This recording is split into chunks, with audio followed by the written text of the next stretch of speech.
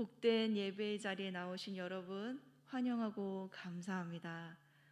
예배를 사모하여 나오신 한 분 한 분마다 하나님께서 귀한 은혜 주시고 만나 주시길 간절히 기도합니다. 또 온라인으로 예배 드리시는 모든 분들에게도 성령님 찾아가 주셔서 동일한 은혜 주시길 간절히 기도하겠습니다. 오늘 설교 제목은 하나님이 기뻐하시는 금식입니다. 여러분도 금식을 해본 적이 있으시죠? 사순절이나 고난주간 앞두고 한 끼 금식이나 또 여름 수련회나 또 성경학교 또 집안의 크고 작은 일 때문에 금식을 해보신 적이 있을 것입니다. 저는 금식을 20살 때 처음 했는데요. 그때 내 자아가 죽는 경험을 했습니다. 그리고 그 이후에 신학교를 들어가서는 제가 어머니께서 갑자기 교통사고로 돌아가시는 바람에 집에서는 신학교를 포기해라. 근데 저는 하나님의 부르심과 사명이 무엇인지 또 깨닫기 위해서 금식을 하러 갔던 것 같습니다.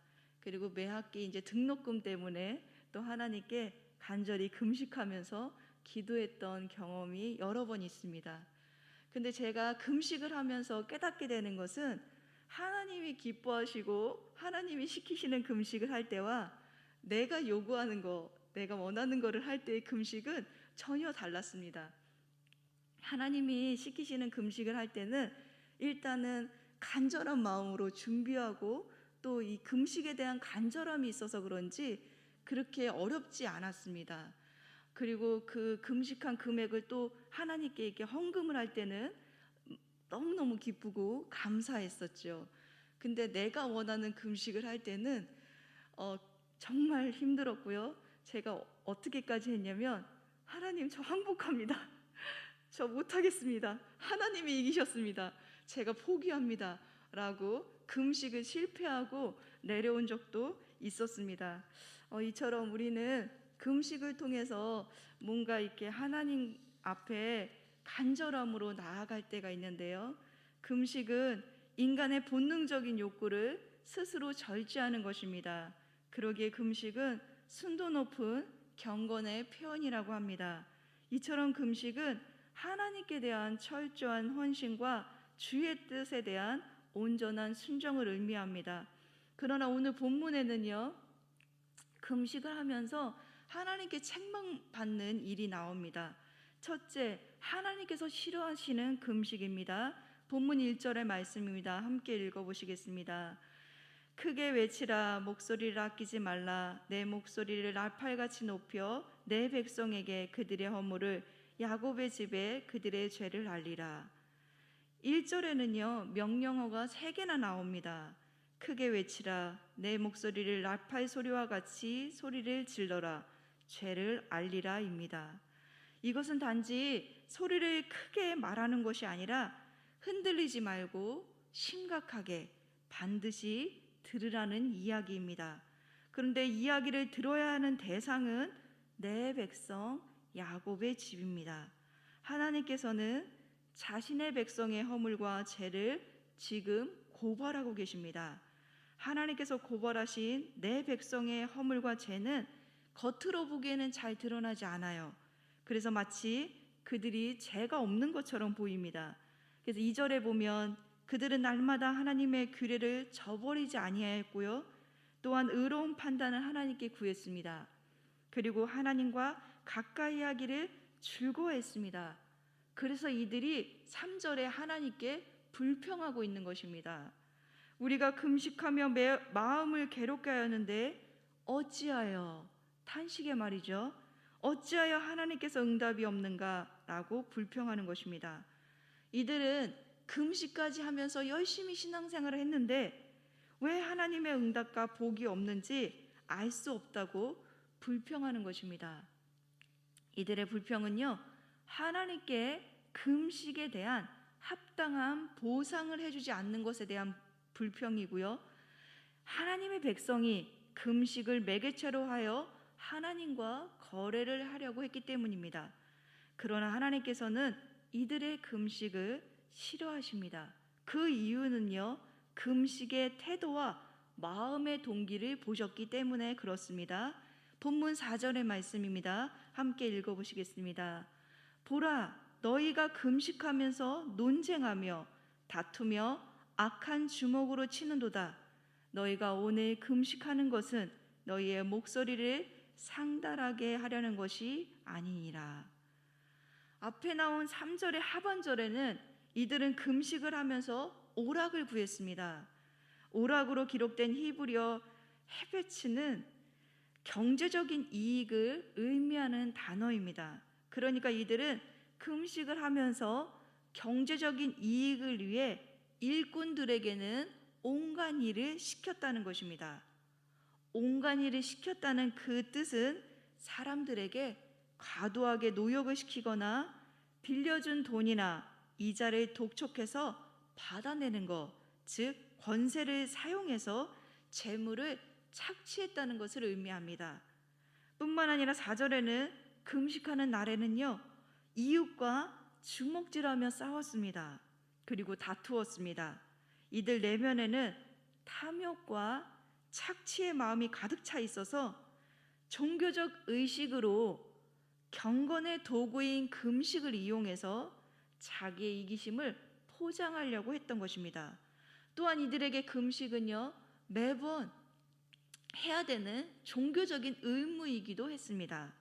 그래서 이들은 금식의 형식만을 더 중요했기에 5절에 하나님께서는 자신을 낮추고 자기를 부인하는 태도가 없는 경건의 모양만 있는 것은 위선이라고 말씀하십니다.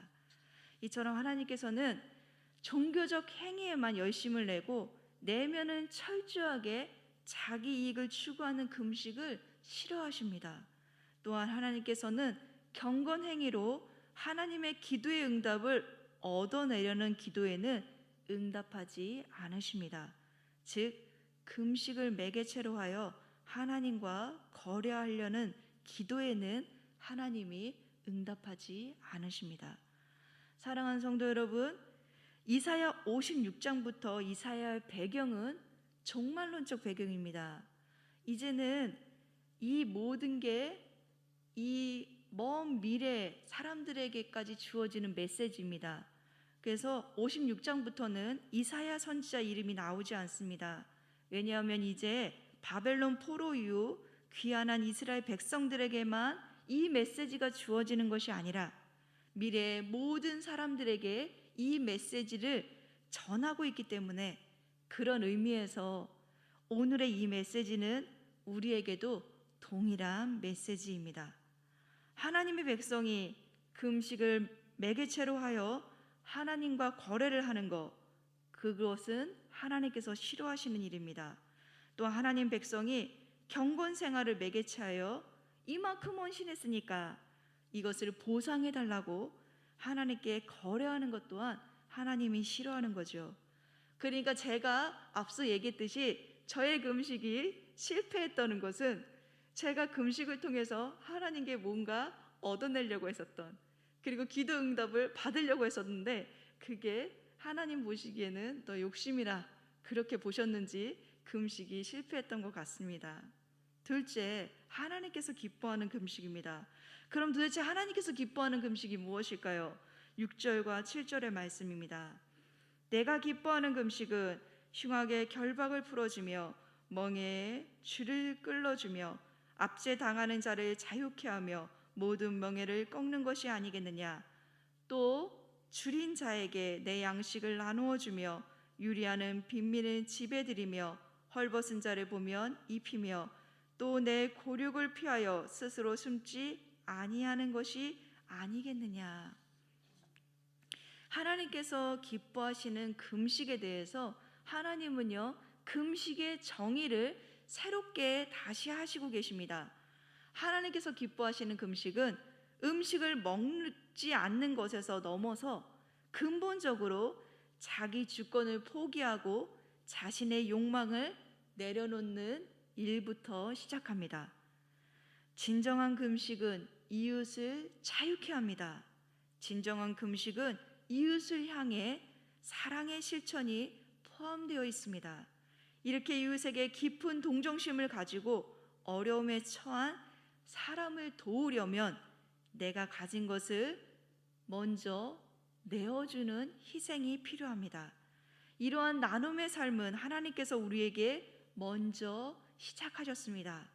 하나님께서는 이 세상을 구원하기 위해 자신의 아들을 먼저 우리에게 주셨습니다. 예수님께서는 자신의 생명을 기꺼이 우리를 위해 내어 주셨습니다. 그래서 하나님께서 기뻐하시는 금식은요, 자신을 내어 타인에게 사랑을 실천하는 것, 즉 삶에서 말씀을 살아내는 금식입니다. 사랑하는 성도 여러분, 하나님께서 기뻐하시는 금식은 어렵고 외로운 이웃에게 관심을 기울이고 이웃을 사랑하는 그 사랑의 정신이 포함되어 있는 금식입니다. 그러니까 금식은 굶는 것을 목적으로 하는 것이 아니라 그 기간에 어떠한 삶을 사느냐가 더 중요합니다. 이러한 금식의 실천의 지침은 넘치는 것은 빼고 부족한 것은 채우는 것입니다. 절제와 베품의 넉넉한 마음은 채우고 사랑과 온유의 마음으로 채우는 것입니다. 그런데 반대로요, 우리가 빼야 되는 것이 있습니다. 탐욕과 집착의 마음은 빼야 됩니다. 그리고 다툼과 이기적인 마음은 빼는 삶을 살아야 합니다. 셋째, 하나님께서 기뻐하시는 금식에는 하나님의 구원의 약속과 축복이 주어집니다. 이래서 많은 사람들이 금식을 하는 거죠. 근데 올바르게 알고 금식을 할 때 하나님의 구원의 약속과 축복이 주어진다는 거예요. 우리 8절과 9절의 말씀입니다. 우리 함께 읽어보시겠습니다. 시작. 그리하면 내 빛이 새벽같이 비칠 것이며 내 치유가 급속할 것이며 내 공의가 내 앞에 행하고 여호와의 영광이 내 뒤에 호위하리니 내가 부를 때에는 나 여호와가 응답하겠고 내가 부르짖을 때에는 내가 여기 있다 하리라. 만일 내가 너희 중에서 멍에와 손가락질과 허망한 말을 제하여 버리고. 8절에 주어지는 시작은요, 그리하면으로 조건적인 약속을 말씀하고 있습니다. 이것은요, 6절과 7절의 말씀을 순종하면 주어지는 결과입니다. 즉 하나님께서 기뻐하시는 금식을 행하는 사람에게는 삶의 어두움이 사라집니다. 8절에 비치다는요, 터지다는 뜻이 같이 포함되어 있습니다. 그 뜻은 이전에는 빛이 어둠이라는 가죽에 덮여 있었는데 하나님께서 기뻐하시는 금식을 통해 그 가죽의 실밥이 터져서 빛이 새어나오고 빛이 터져 나오는 것을 말합니다. 또 치유가 급속하다고 말합니다. 그래서 사람들이 치유를 위해서 금식하지 않습니까? 근데 그 치유는요, 땅에서 고목에서 새싹이 돋아나는 걸 말합니다. 즉 크고 작은 상처로 살이 찢기고 뜯겨서 온 몸에 만신창이가 되었는데 거기서 새살이 돋아난다는 것입니다. 어떠할 때요? 하나님이 기뻐하시는 금식을 할 때. 무엇보다 하나님의 기뻐하시는 금식은요, 하나님과의 관계가 회복됩니다. 그래서 9절에 보면 하나님을 부를 때 하나님이 만나주십니다. 또 하나님께 기도하면 내가 여기 있다 라고 응답하십니다. 근데 10절에는 줄인 사람에게 심정을 동하면서 금식하는 것은요, 즉 약한 사람을 섬길 때 마음에 우러나와서 섬기는 사람은 그런 사람들에게는 어둠이 아니라 빛 가운데 산다고 말씀하고 있습니다. 그리고 이어지는 11절은 또 놀라운 약속의 말씀입니다. 여러분 많이 들었을 것입니다. 11절의 말씀 우리 같이 함께 읽어보겠습니다. 시작.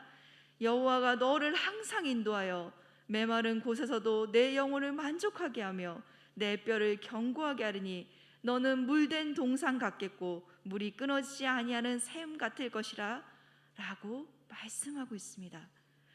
11절에는요, 땅의 풍요와 건강의 약속입니다. 그것은 현재 형편은 분명 메마른 땅이지만 하나님 말씀에 순종하면 풍요로운 곳에서 변화될 수 있다는 뜻입니다. 즉 메마른 곳에서도요 영혼이 만족합니다. 뼈가 견고하게 됩니다. 이처럼 하나님께서 기뻐하시는 금식을 하는 사람들에게는 인생에 황무지가 없습니다. 왜냐하면 아무리 황무지 같은 곳에서도 하나님의 말씀은 꽃을 피우는 능력이 있기 때문에 그렇습니다. 그래서 12절에 오래 황폐된 곳에는 다시 세우며 역대의 파괴된 기초를 쌓게 됩니다.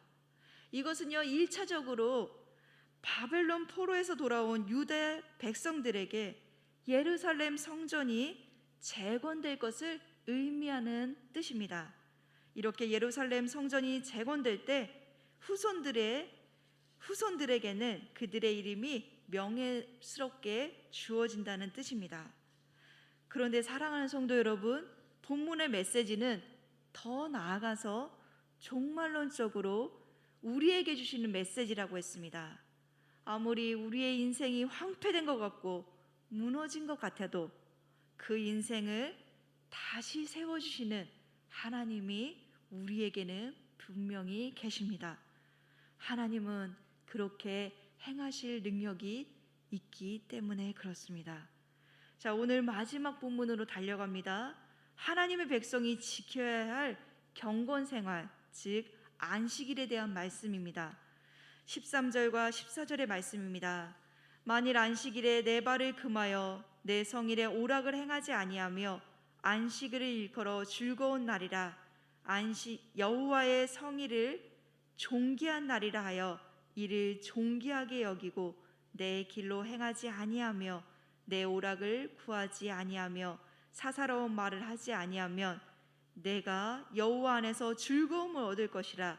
내가 너를 땅의 높은 곳에 올리고 내 조상 야곱의 기업으로 기르리라. 여호와 입의 말씀이라. 아멘. 여호와 입에서요 직접 말씀하신 겁니다. 어떤 말이요? 안식일을 지켜라. 근데 하나님께서 안식일을 내 성일 거룩한 날이라고 말씀하고 있습니다. 안식일은요 오늘날로 말하면 주일입니다.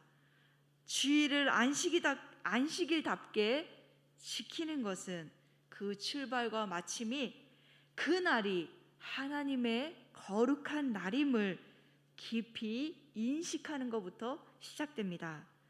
또한 주일이 하나님의 거룩한 날인 것을 아는 사람은 주일을요 자신을 위한 쾌락으로 삼지 않고 아무 말이나 함부로 하지 않습니다.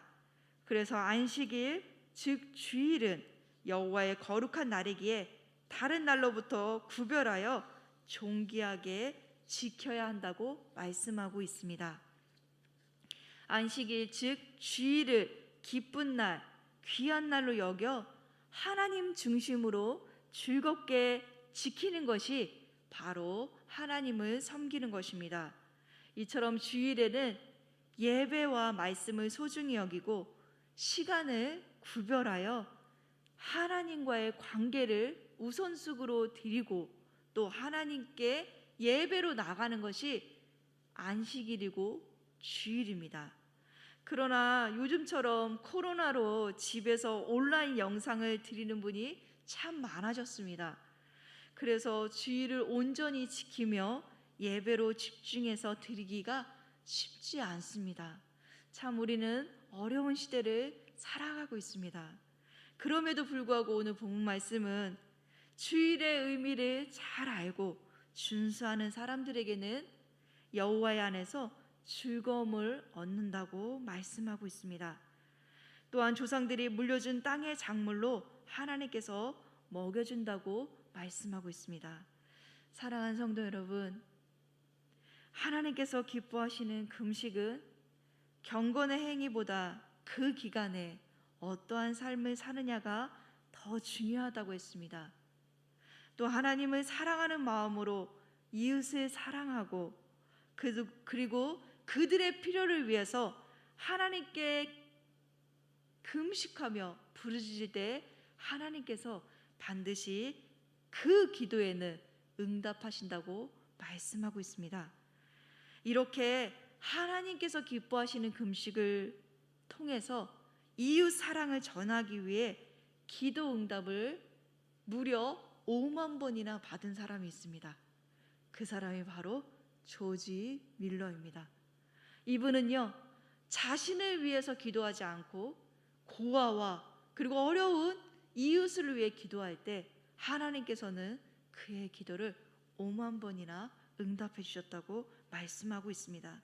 세상에는 하나님 말씀대로 삶을 살아간 신실한 사람들이 여전히 있습니다. 또한 이 말씀은 지금도 역사에서 우리 가운데 생생하게 말씀해 주고 있습니다. 마지막으로 담임 목사님께서 추천하신 8월의 추천 도서에 말씀대로 기도해 보셨나요? 책을 쓰신 김상숙 권사님께서 책에 하나님께서 기뻐하시는 금식이라는 시가 있습니다. 이 시를 읽고 말씀을 마치겠습니다. 하나님을 기쁘시게 하는 금식기도. 즐거움 배고픔, 성령으로 배부른 금식. 사단은 제일 싫어하는 금식. 예수님의 40일 금식 기도는 사단을 물리쳤고, 모세는 40일 금식 기도 후 십계명을 받았고, 에스더는 3일 금식 기도하고 자신의 민족을 죽음에서 살렸고, 니느웨 사람들은 금식 기도를 통해서 나라를 구했고, 한나는 금식 기도하고 아들 사무엘을 받았지요. 금식은 신자의 삶에서 엄청난 무기요, 능력의 근원. 금식은 우리의 영적으로 새롭게 하는 무기. 금식은 우리를 영적으로 새롭게 하는 무기라고 이 시는 말하고 있습니다. 우리의 관점이 하나님께서 기뻐하시는 금식을 함으로 정말 하나님을 사랑하고 정말 이웃을 사랑하는 그 금식을 통해서 이 오늘 말씀에 주어지는 이 축복을 저와 여러분이 다 누리시는 그런 놀라운 은혜가 있기를 간절히 소망합니다. 아멘.